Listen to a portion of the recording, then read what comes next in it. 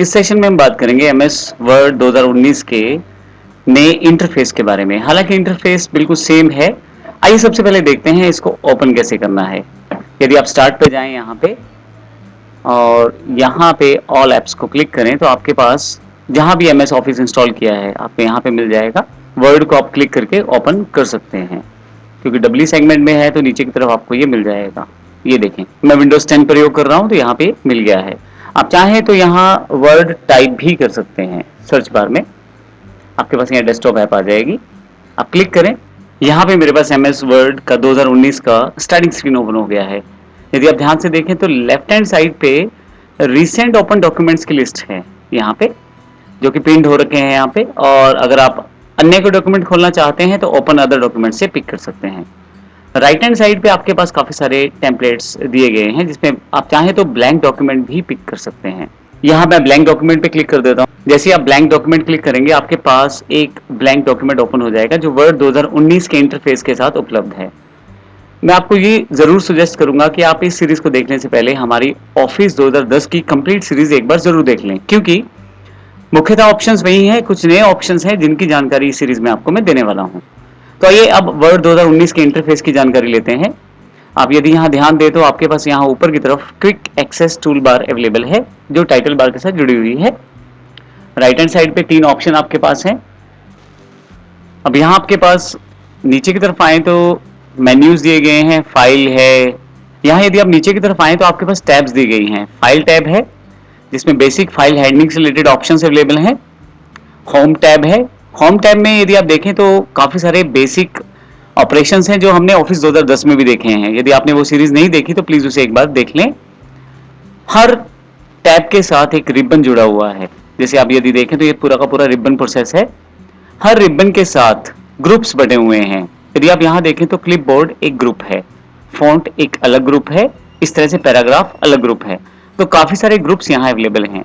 Clipboard group में काफी सारे कमांड्स अवेलेबल हैं, cut, copy, paste, format, painter इत्यादि। इस तरह से फॉन्ट ग्रुप में काफी सारी कमांड्स अवेलेबल हैं, बोल्ड, इटैलिक, अंडरलाइन इत्यादि। तो इस तरह से काफी सारे ग्रुप्स में इस इंटरफेस को बांटा गया है होम टैब वाले को। अगर आप इंसर्ट पे क्लिक करेंगे तो इंसर्ट में अलग से ग्रुप्स आपके पास यहाँ दिखाई देंगे, पेजेस, टेबल्स, इलस्ट्रेशंस इत्यादि। डिजाइन, लेआउट, रेफरेंसेस, मेलिंग्स, रिव्यू, ये सभी वही टैब्स हैं, व्यू, हेल्प इत्यादि, जो सारे की सारी हमारे पास अवेलेबल थी वर्ड 2010 के अंतर्गत। तो आइए अब मैं इस सेक्शन में, जैसे मैंने इंटरफेस की बात की है, यहाँ यदि आप चाहें तो इस रिबन को आप एनक्लोज भी कर सकते हैं। अब देखिए यहाँ रिबन हटाने से जगह थोड़ा ज्यादा हो जाएगा जहां पर आराम से काम कर पाएंगे। यदि आप जो रिबन आपने हाइड किया है इसको दोबारा चाहते हैं तो किसी भी टैब पे क्लिक करें।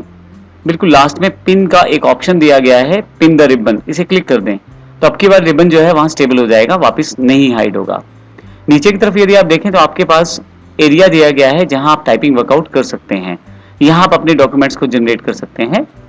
राइट हैंड साइड पे आपके पास एक स्क्रॉल बार दी गई है जो वर्टिकल स्क्रॉल बार है, और अगर आपका डॉक्यूमेंट बड़ा हो जाता है हॉरिजॉन्टली तो आप हॉरिजॉन्टल स्क्रॉल बार का यूज भी कर सकते हैं। मैं यहाँ एग्जांपल के रूप में जूम साइज बढ़ा के दिखा देता हूँ। तो आपके पास यहाँ स्क्रॉल बार यहाँ अवेलेबल हो गई है, जो कि हॉरिजॉन्टल स्क्रॉल बार है। फिर से वापस आ जाता हूँ यहाँ से और एक नॉर्मल साइज में इसे अवेलेबल कर देता हूँ। नीचे की तरफ एक स्टेटस बार अवेलेबल है जिसमें पेज का इंफॉर्मेशन है, वर्ड्स इत्यादि की जानकारी है। जब आप कुछ टाइप करेंगे तो वो सारी जानकारी यहाँ पे अवेलेबल हो जाएगी। और यहाँ नीचे की तरफ कुछ व्यूज दिए गए हैं जिसमें रीड मोड व्यू है, प्रिंट लेआउट है, वेब लेआउट है।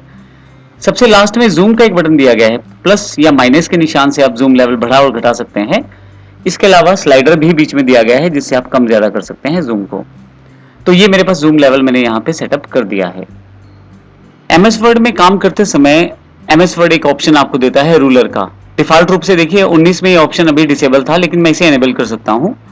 व्यू में यदि आप जाएं, यहाँ मैंने आपको काफी सारे टैब्स दिखाई थी, होम, इंसर्ट इत्यादि। इसमें व्यू टैब है जिसमें आप रूलर पे क्लिक करके उसे एनेबल कर सकते हैं।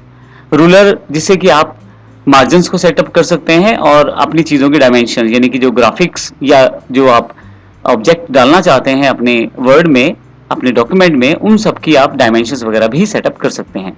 तो ये आपके पास पूरा का पूरा इंटरफेस है जो इस सेक्शन में मैंने आपको बताया है।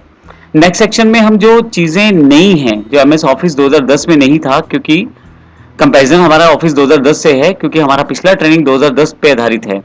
तो जो भी वर्ड 2010 में नहीं था और 2019 में है, उन सब चीज़ों की जानकारी हम लोग लेने वाले हैं। इसके साथ जो चीज़ें बदली हैं, जो चीज़ें नई अपडेट हुई हैं, उनकी जानकारी भी हम लेने वाले हैं। धन्यवाद।